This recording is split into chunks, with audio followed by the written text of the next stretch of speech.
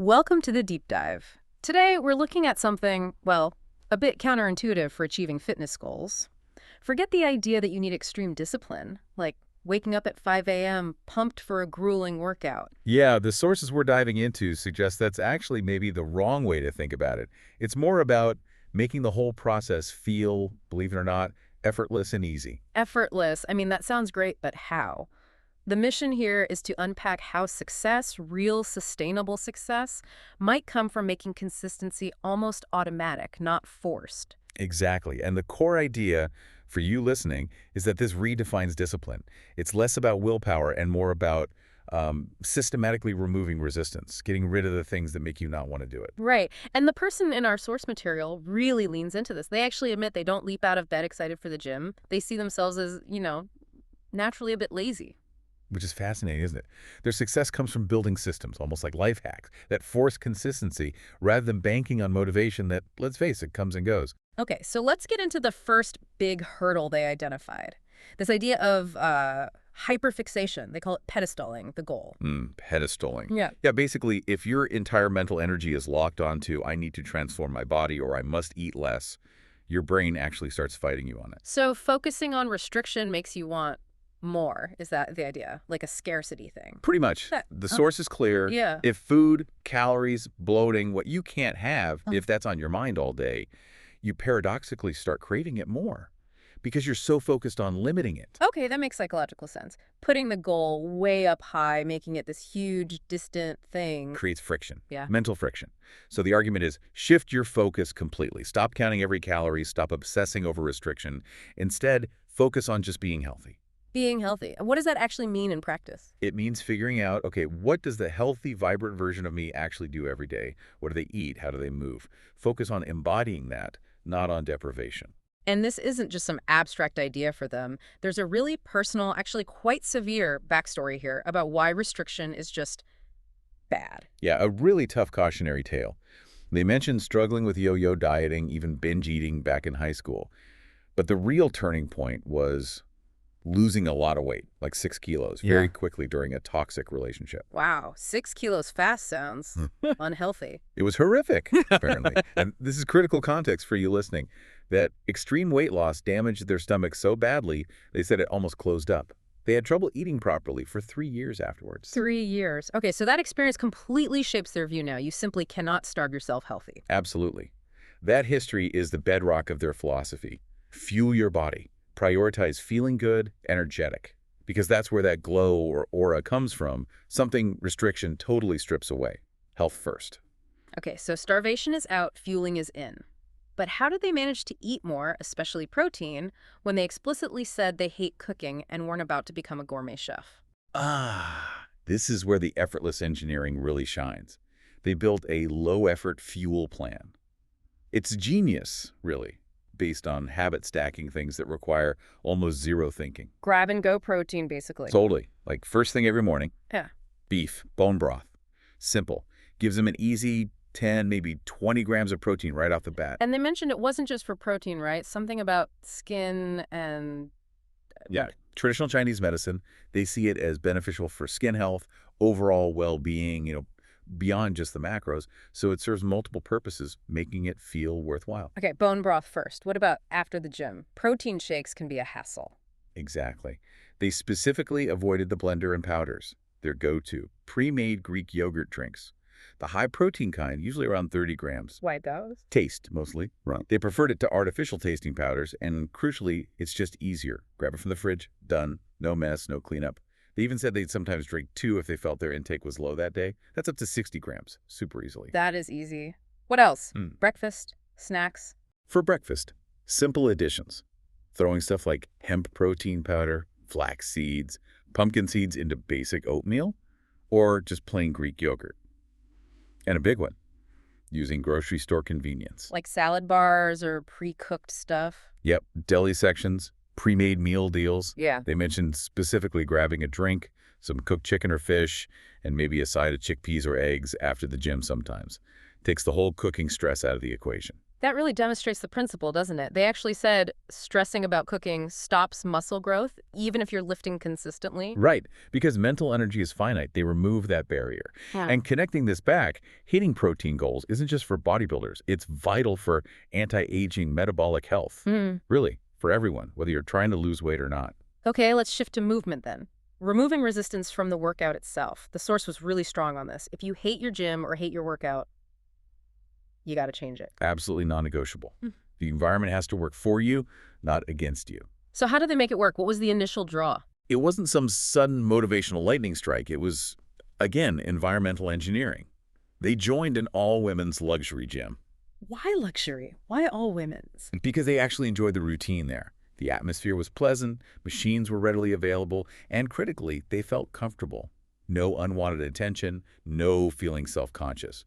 The place made showing up easier. Interesting. So the environment did the heavy lifting motivation-wise at first. Pretty much. And then there was the physiological reward. Serotonin. They found specific exercises like hip thrusts early on, gave visible results quickly. That payoff delivered a big hit of, feel-good chemicals. Ah, the immediate gratification loop. Exactly. It incentivized lifting heavier, pushing a bit more. But, and this is important, they also said once a movement stopped being enjoyable or rewarding, they swapped it out. You have to keep chasing that positive feedback. So it's not about sticking to one perfect routine forever. Not at all. It's about finding what works now. And eventually, that consistency kind of bypasses the need for excitement.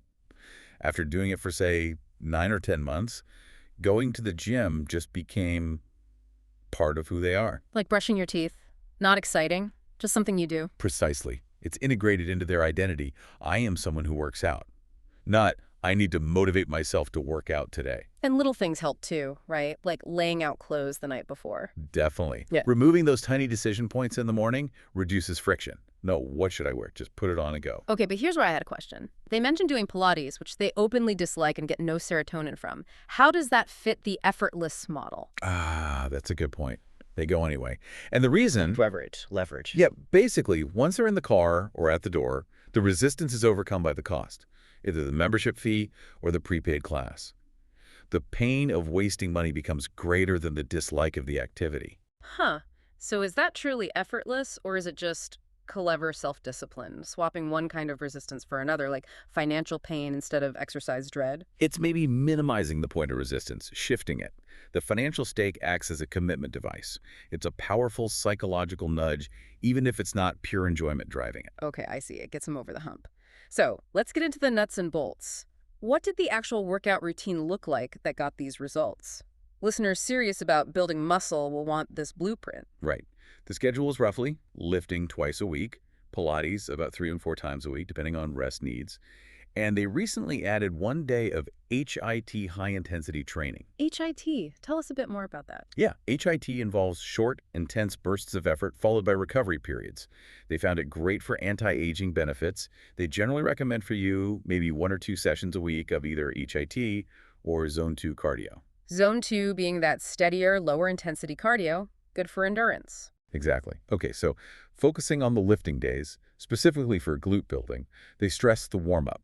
Absolutely crucial, especially since they started with weak hip flexors from traveling and not working out previously. What did the warm-up involve? Things like crab walks, various leg movements with a resistance band, really focusing on activating the glutes and hips before loading them. Then the main lifts included squats, often with a band too, and barbell hip thrusts. But there's a big warning here. Uh-oh. What happened? They admitted getting a bit cocky, increasing the hip thrust weight too fast without focusing on form. Result, back pain. They had to drop the weight way down, focus intensely on core stability, keeping their back neutral, and build back up slowly. A good lesson there. Consistent, perfect form trumps ego lifting every time. Every single time. Then for shaping movements, they used things like step-ups, eventually using cables for more resistance, which they said was great for adding roundness. Also cable kickbacks, sometimes done at a slight angle using a weight plate for stability. And machines. People debate machines versus free weights. They use them strategically. Hip abductor machine for the outer glutes, but also, importantly, the inner thigh machine. Inner thigh. Why focus there? To create balance. They found their outer hips were getting strong, but their inner thighs and pelvic area were lagging, which can cause instability.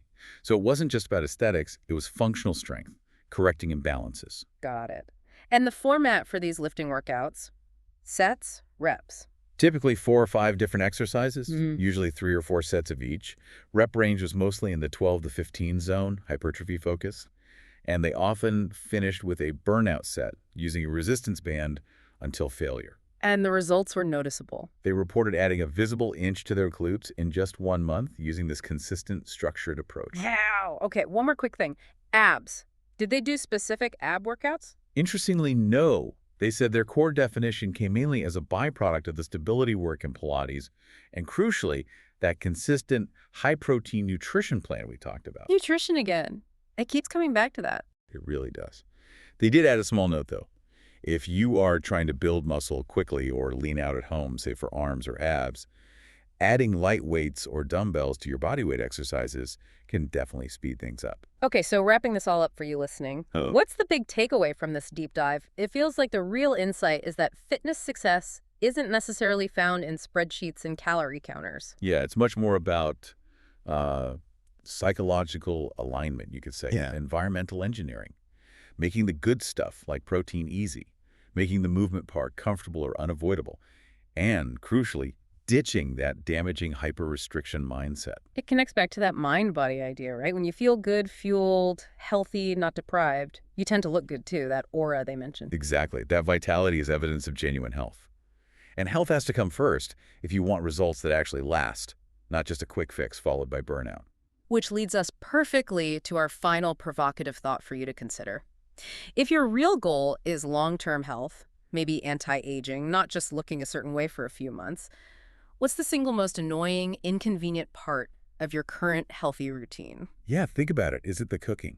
The commute to a gym you secretly dread? An exercise you just hate doing? How could you remove that specific piece of resistance to make the whole process feel more effortless, more integrated into just who you are? Something to chew on. How can you engineer your own effortless approach?